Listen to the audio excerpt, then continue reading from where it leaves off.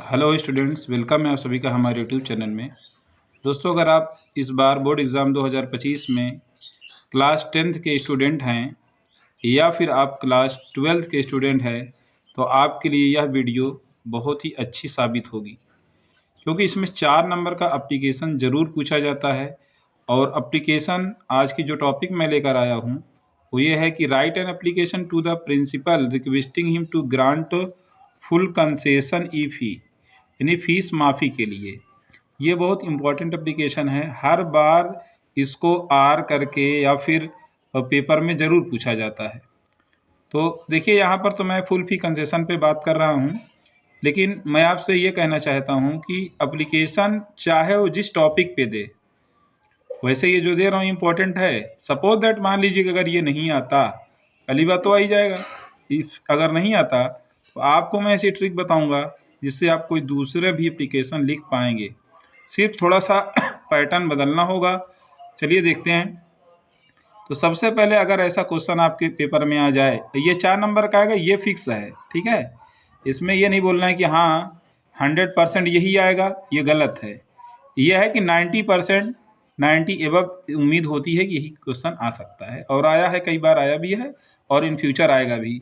अभी फ़िलहाल ये जो है 2013 में पूछा गया था, ER EV के सेट में 2016 में भी आया है, 20 में आया है, 22 में आया है और 23-24 गैप किया है। तो हो सकता है 25 में इस बार इसको ज़रूर पूछ ले। ओके, तो चलिए इसका हम जो आंसर लिखेंगे, तो सबसे पहले क्या करते हैं, कोई भी एप्लीकेशन लिखने के लिए यहाँ पे हम लोग टू लिखते हैं, ठीक है। क्योंकि यहाँ पर एप्लीकेशन किसके नाम लिखना है, यहाँ क्वेश्चन में बता रहा write an application to the principal, तो यही क्वेश्चन से हम बनाएंगे, लेकिन टू को इधर लिखेंगे और यहाँ लिखेंगे द प्रिंसिपल। क्या लिखेंगे? The principal. अब ध्यान आपको ये देना है, यहाँ पर टू द प्रिंसिपल लिखने के बाद जिस भी कॉलेज के आप हों या जहाँ पर आप पेपर दे रहे हो उस कॉलेज का नाम डाल देना है। जैसे मान लीजिए कि हम इसमें डाल दे रहे हैं विद्या गुरुकुल, विद्या गुरुकुल एकेडमी, ठीक है। ये हमारे स्कूल का नाम है। फिर आपके स्कूल का नाम जो भी है आप अपने स्कूल का नाम डालेंगे, ठीक। और उसके बाद आपका स्कूल किस ज़िले में पड़ता है, अगर प्रयागराज में है तो प्रयागराज, प्रतापगढ़ में है तो प्रतापगढ़, ये प्रतापगढ़ में है तो इसको मैं प्रतापगढ़ यहाँ लिख दूंगा, ठीक है। प्रतापगढ़ मैंने लिख दिया है। ये चीज़ आपको ध्यान देना है, हर बार नई लाइन आपको लेना होगा और बदलना होगा। एक ही लाइन में आप सब लिख देंगे तो ये गलत हो जाएगा, फिर आपको 4 नंबर एग्जामिनर नहीं देगा। इतना लिखने के बाद अब टू की सीध में, जैसे हमने टू लिखा है तो टू की सीध में यहाँ सर लिखना है, ठीक है, सर। या फिर अगर आपकी प्रिंसिपल मैडम है तो मैडम भी डाल सकते हैं। चलिए यहाँ मैं सर डाल रहा हूँ। अब उसके बाद हमको एक टॉपिक है, उसको थोड़ा सा याद कर लेना है। वो टॉपिक क्या है, देखिए मैं लिख रहा हूँ मोस्ट रिस्पेक्टफुली, मोस्ट रिस्पेक्टफुली, ठीक। फिर उसके बाद I beg to say that, ये सभी में लिखा जाता है। अच्छा, जो भी एप्लीकेशन होगा अगर प्रिंसिपल के नाम है, ठीक है, तो ज़्यादातर I beg to say that तक आप लिख लेंगे। फिर उसके बाद यहाँ तक लिखने के बाद अब हम ओ मैटर लिखते हैं, जिस मैटर के बारे में एप्लीकेशन है हमारा।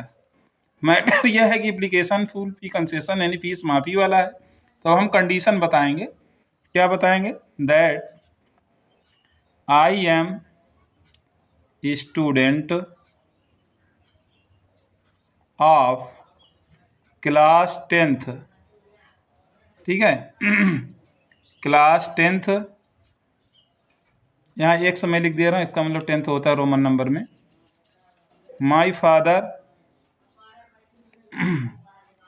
माई father is a poor farmer, poor farmer मतलब मेरे पिताजी एक गरीब किसान हैं, ठीक। And he is, and he is unable, unable के माने होता है असमर्थ हैं, unable to pay the fee, ठीक, फीस देने में असमर्थ हैं, ठीक है।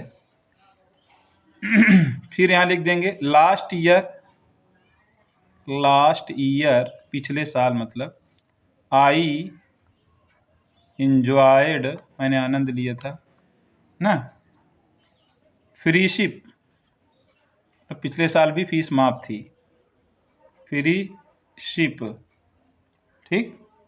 I got good marks in class 9 मतलब मैं कक्षा 9 में अच्छा अंक पाया था, I got good marks in class 9th।